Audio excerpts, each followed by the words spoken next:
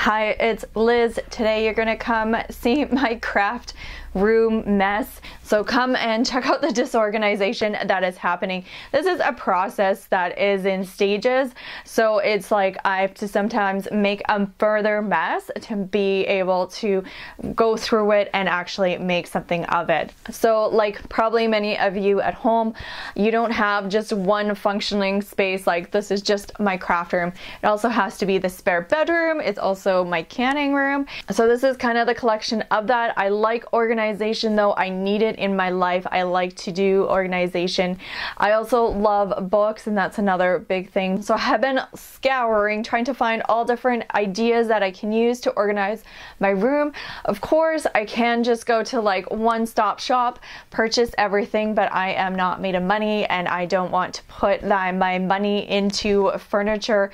I will eventually have to add some things, of course, but I like to thrift, I like to flip, I like to do all those crafty things. So this was trying to get my imagination, what I can use, what I could find.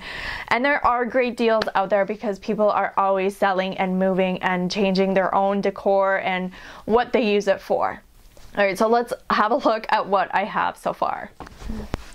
So I do have these drawers. They're the ones you can get from Michael's. I remember I got this. I've had them for more than 10 years and I got it as a coupon, and it was a time that I was living in the city and I didn't have a car and I had to like walk it 6 blocks to my house because how else are you gonna get it home?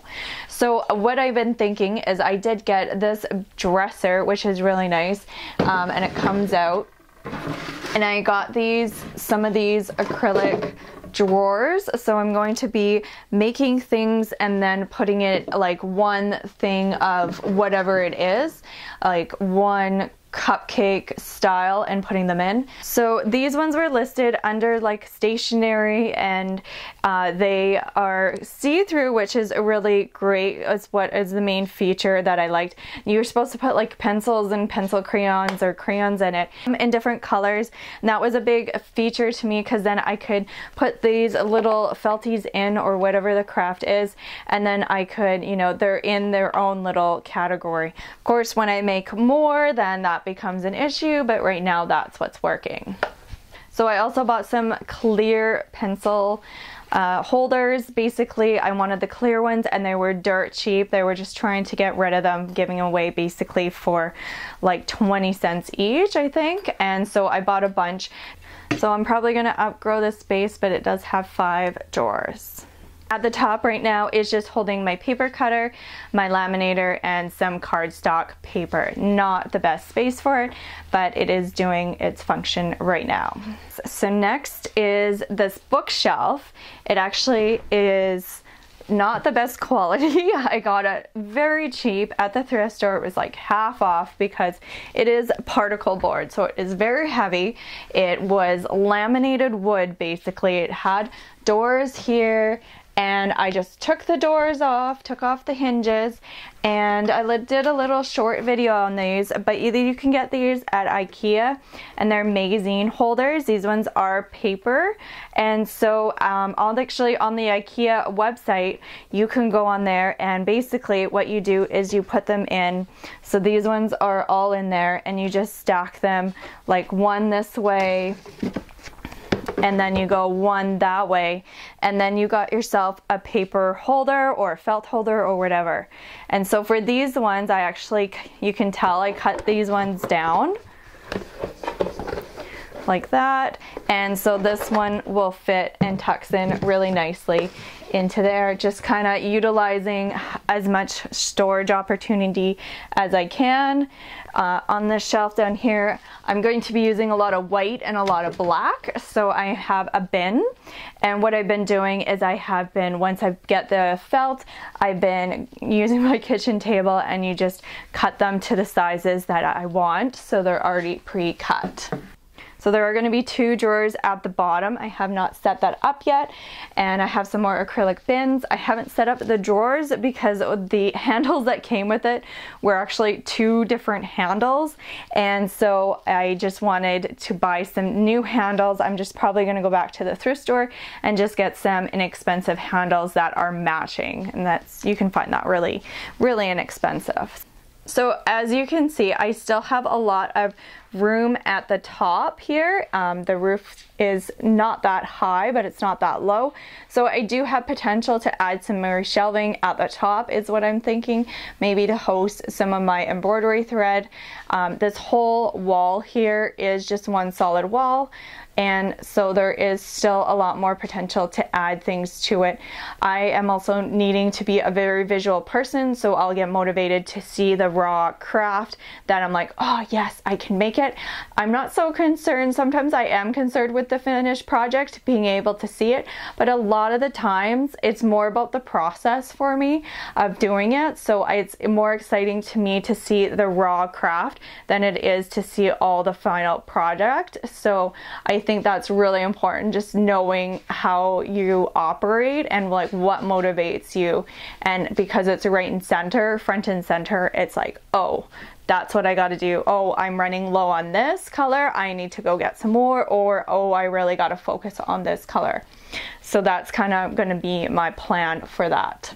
You can see I have the shelf, I have my door, and at the top here I put, it's just a towel bar, and then I took some S-hooks that you can get like from the dollar store, and then I just took another towel rack bar that you can, just having one end detach is the important part, and that will be like my macrame station. I have my mannequin, of course. I have not named my mannequin, but I should think long and hard about it. So we have is all my embroidery hoops. This is not going to stay like this. What I'm thinking is I do have an ironing board, a small one that I want to spray paint and then use that as a peg holder. I'm going to like put the rest of my scissors, different types of scissors and crafts on the peg board type thing, peg ironing board.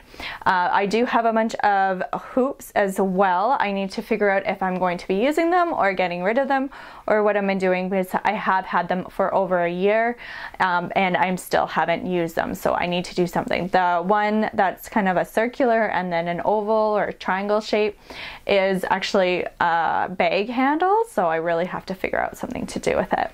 And next I find a giant whiteboard because I'm such a visual person and I need to do things.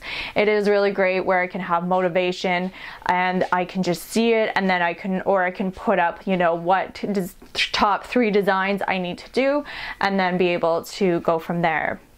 I do have my ironing board. I actually have my cutting mat as well down here. This is not going to be housed down here. It's just that I don't have another space right now to put anything. So I still need to figure out how that's going to work and like what is my flow and what's like valuable real estate.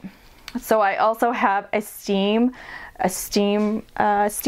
clothes steamer, and so you can use it for fabrics. All right, so next to the steamer, I have a lot of things actually on the floor right now. So I have a bunch of mats, but I also, if you cannot really see, but down here, I do have some wood because I'm making some signs, but I will move this so you can see. All right, so I don't know if you can tell, this is a wine holder. I'm gonna paint it white so it just blends in a bit more when it gets a bit warmer, but this holds my Cricut vinyl, this holds my stabilizer, this holds anything that's kind of round, any parchment paper or tracing paper that I need. So it stores down there. All right, so up at the top, I have my Cricut. I have some other things that I just need to figure out what I'm doing with them. I still also need to put somewhere, usually on the wall, I'll put my cutting mats that I can use because I'll be, you know, taking them off the wall and using them when I need to cut fabric or cut some sort of material that's a bit smaller. So we have a couple different holders for thread. I ended up painting them white. They were different cork colors and everything, so just to kind of make it more cohesive. I've got the large embroidery thread and some of my other serger thread at the top, and it's not ideal because I'm obviously going to have to get some more colors, or maybe not, I don't know, but I am going to have to figure out a different place for it. I do like to have my scissors up on the wall. Of course, I'll have to maybe do something with the pegboard. So I also have some of these containers that you can pull out and put like different assortments of stuff in there. I do want to take out all the drawers in the summertime or when it gets a little bit nicer, and then spray paint it white just so it goes with everything and looks a lot nicer. It doesn't look as industrial. I do have this desk here. I do want to get cleaned off, and just so it'll be a nice production working space. So right next to this desk, I do have, got so much going on there, but I do have my sewing table. So my sewing table obviously has so much going on with it right now. So I found this table at a thrift store. It does fold down on either side, which makes it really nice. So if I ever do want to downsize or move it around, it's really easy just to move it without having to lug everything around. So I did pick up these trays from the dollar store. They're just like a Rubbermaid tray, but you're able to see the items through it. I don't know why I have a spoon in there, but I probably just didn't put it back. But I have one, I'm gonna have one for my basic tools, one for my embroidery threads, and then a kind of a catch-all one at the very back, just so that I can put like disposing of needles and just different things that I don't use all the time, but I use majority of the time, like when I need to use a little screwdriver to fix something, or if it's something gets caught. So just different things like that. So I do still have my embroidery machine, I have my sewing machine, and then at the very back I have my serger. I still want them there because I find if I put things away, then I just don't use them. So I want them right in center. I can change them, and it's no problem. So whatever machine I'm using, I can bring it forward and then slide it back. I am also conscious of that this is the strongest part of that desk because it is actually the only thing that's on a base. There is a stick or a rod that does run underneath there to hold it up, but it is not the strongest point. So I always want to think about that, especially with the embroidery machine. So this is a giant mess. As you can see, I've got some yarn, I've got some macrame. So this is a shelf. It has little cubbies, little things that I can put like the fabric in that I'm using at the time. Still really needs to be sorted, but I like that it's under my desk and can be tucked away. I've got so much miscellaneous things happening right now that I do need to get sorted. And so this is kind of like my catch-all area right now, and it still needs to get done. And then I do have another mannequin type thing here, and obviously that needs to be put away or find a home. So this is the bed. Of course, it's kind of right now a catch-all to kind of some of my sorting things and where I'm going to be putting things. And at the very back in the closet there, I do have a bunch of canning. So it's kind of like a really big makeshift room. Do have a spot for books as well. There's just so many things that I do need to keep on sorting and getting organized.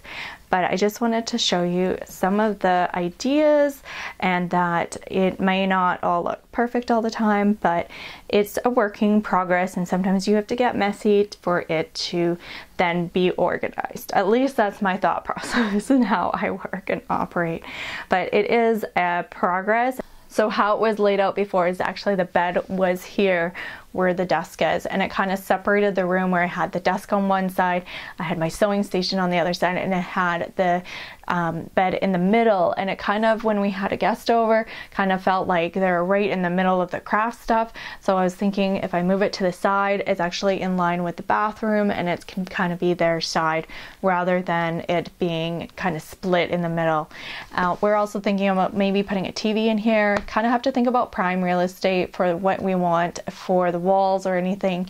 The whiteboard is taking up a huge prime real estate, so if I don't feel like I'm using it enough or it's being underutilized in a couple months, I can definitely take it off and figure out what's a different way. I could put maybe a giant pegboard, might be a better option because I still have like the smaller whiteboard, but it could just be working out really well if I'm putting out certain steps on there and I can quickly glance rather than trying to figure out what sheet I'm using for what design. So it just kind of depends on how I utilize it, but I still am going to put something up above the shelf. So it's just kind of figuring out how it looks cohesively, what kind of look I want to do, and that's okay. So sometimes it is going to be a hot mess. I didn't even show you the tub underneath the desk actually that has all the yarn. And I have another one too. So, I mean, there's lots of things that I didn't quite show you all this stuff. I do have in the closet too, at the very top, a bunch of bins that is full of fabric. So I have gone through it once, and you know what? I'll go through it again and then either use it or you get rid of it. I think that's kind of the thing. It's a process. It's not just, oh, I'm going to get rid of it all. It's like, oh, I'm going to get rid of some things, and then you come back to those things again and like, oh, I still haven't used it, and that dwindles everything down. But it's just getting started, getting motivated. So let me know if there's any other inexpensive crafting furniture hacks that you've been doing that doesn't have that high expensive price tag just because you're labeling it as like crafting furniture or hobby furniture, just because it sometimes ramps up the price, I find, and it can be, a dresser can definitely be utilized as crafting space. It's just like depending on how you use it. So thank you for watching, like and subscribe, and I'll talk to you later. Bye!